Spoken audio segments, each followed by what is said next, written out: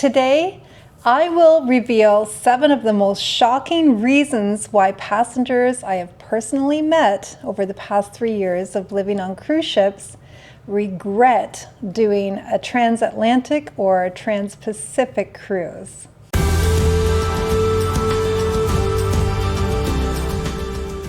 Hi, my name is Tori from the KirkToriStory, where Kirk and I have been living on cruise ships and traveling the world since December 2022. I love transatlantic cruises, and you know that from my previous videos, which I'll link for you below, but I've come across so many people who don't, and that's what today's video is about.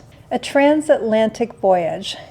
It's sold as the adventure of a lifetime, a luxurious escape from reality filled with endless ocean horizons, gourmet dining, and the romance of a classic sea journey.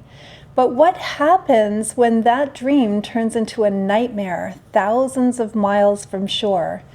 What are the shocking truths that cruise lines don't really want you to know before you sail? I'm about to expose 7 reasons passengers have regretted their transatlantic voyage, from genuine medical emergencies to terrifying safety hazards. You'll want to hear this before you ever book a ticket. These aren't just minor inconveniences, these are the critical warnings that can turn a dream vacation into a lasting regret. Number 1, the ultimate nightmare. A medical emergency at sea. Imagine this. You're in the middle of the Atlantic Ocean, literally days away from any land, and a life or death medical crisis unfolds. This is not hypothetical. On a recent voyage aboard the Regal Princess, the captain's voice came over the intercom announcing a critical situation on board and asking for anyone with a signed blood donor card to come forward. There was a desperate need for a blood transfusion to save a person's life. While it was amazing to see how many people stepped up to donate blood, the situation highlights a terrifying reality. Most passengers are surprised to even learn that a ship can perform a blood transfusion, but it underscores the extreme measures required when you're completely isolated. Cruise ship medical facilities are not floating hospitals. Their primary role is initial care and stabilization, not complex procedures. For every severe condition, every minute counts, and in the middle of the Atlantic, the clock is not on your side.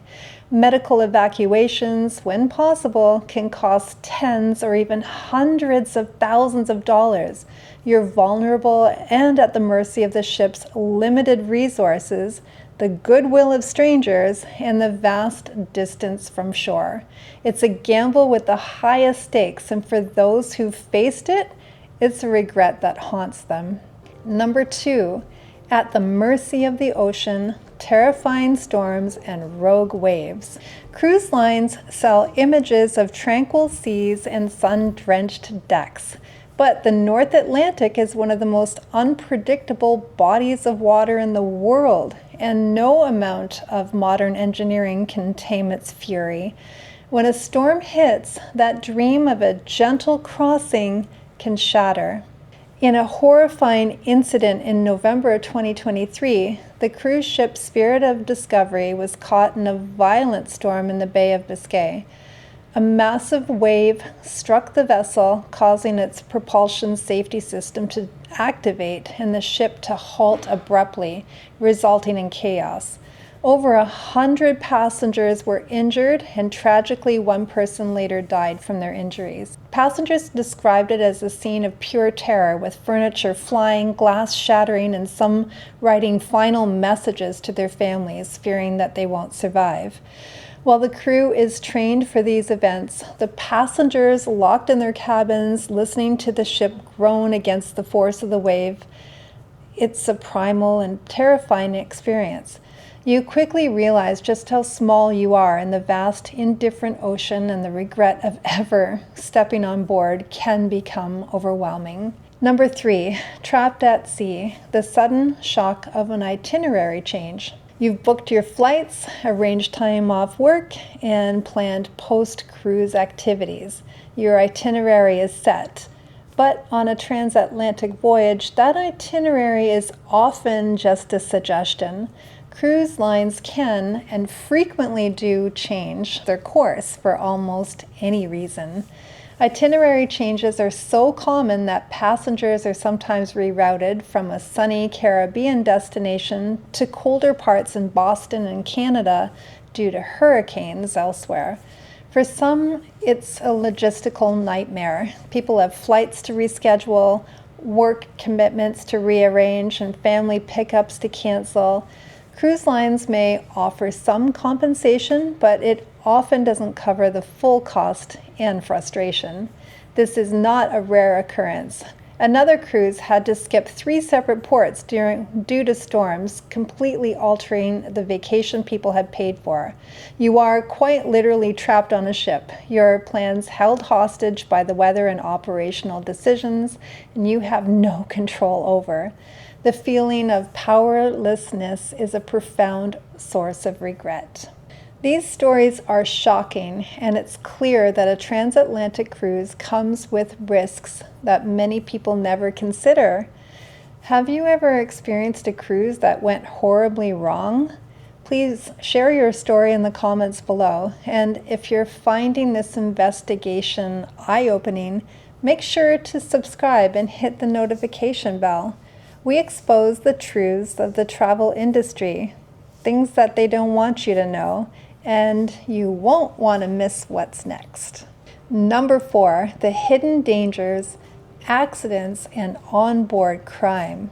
A cruise ship is more than just a floating hotel. It's a massive, complex industrial machine operating 24/7. And with that comes real-world hazards. While passenger safety is a priority, the environment itself is fraught with potential dangers, and tragic accidents can and do happen. In a tragic incident in October 2025, a crew member aboard the P&O cruise ship Arvia died in an accident while the vessel was sailing from Southampton. The ship was forced to make an unscheduled stop to handle the tragedy, a grim reminder to everyone on board of the inherent dangers. Beyond accidents, there are grim realities. According to data from the U.S. Department of Transportation, for the first quarter of 2025, there were allegations of at least 48 crimes on cruise ships, including assaults and rape. While millions of people cruise safely, the combination of mechanical risks and human factors in isolated environments creates a landscape of risk that many passengers regret ever entering. Number 5, the social nightmare, when cruise passengers ruin everything. A transatlantic cruise means you'll be spending a lot of time, often a week or more, with the same group of people in a confined space.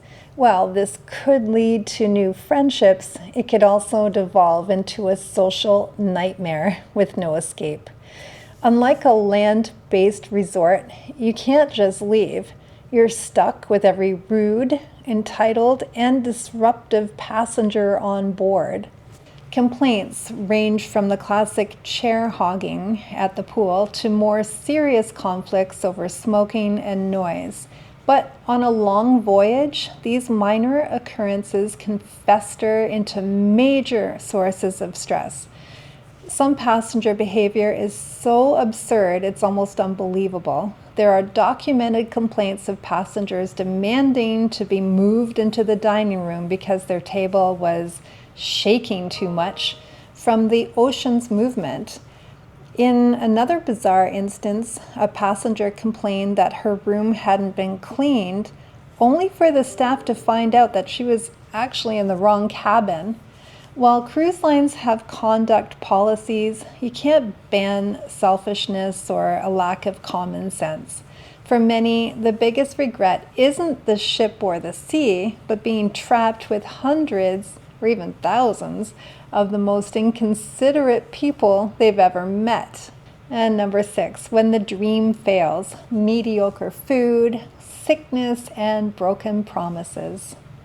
You paid thousands for a luxurious escape, but after several days at sea, the shine can start to wear off. The food, once exciting, becomes repetitive. The service, once attentive, becomes slow as the crew's fatigue sets in. These aren't just first world problems. On a transatlantic cruise where the onboard life is the main attraction, a decline in quality could lead to serious regret.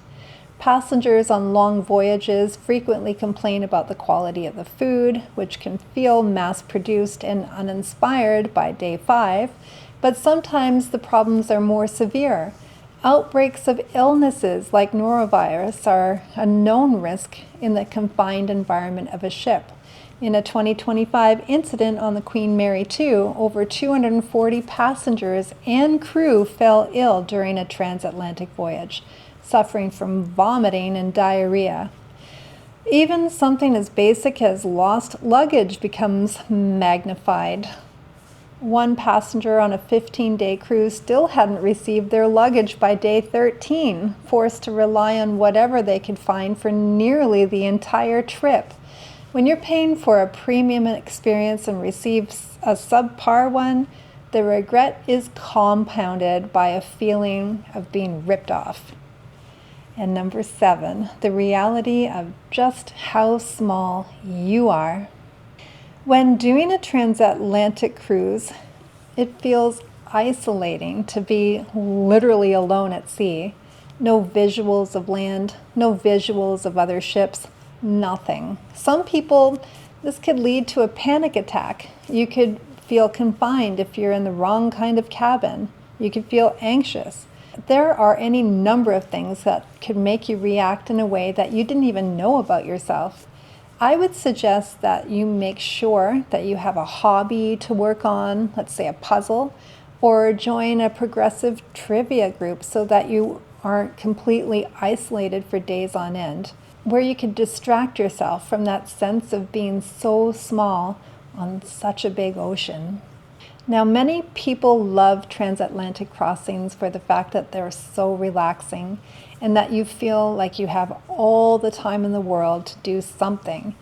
But remember, you aren't at home. You won't have all of the conveniences and familiarities around you. Sometimes your Wi-Fi doesn't work. Your family or your friends aren't necessarily around you. It could be very isolating. A transatlantic voyage can be an incredible adventure, but as we've seen, it could also be a journey filled with unexpected nightmares, from the terrifying isolation of a mid-ocean medical emergency and the fury of an Atlantic storm, to the frustration of last-minute itinerary changes and the feeling of being trapped. The regrets are real and significant. These ships are marvels of engineering, but they operate in an unpredictable world governed by policies that don't always favor the passenger. The dream of a luxurious escape can quickly be replaced by the harsh reality of being stranded, sick, or simply let down thousands of miles from home. So before you book that once-in-a-lifetime crossing, ask yourself, are you prepared for the risks that lie beyond the horizon? Because sometimes the biggest shock isn't what happens at sea, but how much you regret ever leaving the shore.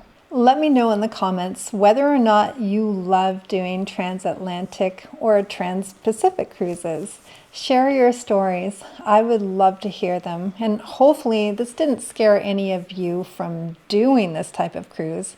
It's still my favorite type of cruise. Thank you so much for watching, and we'll see you in the next video.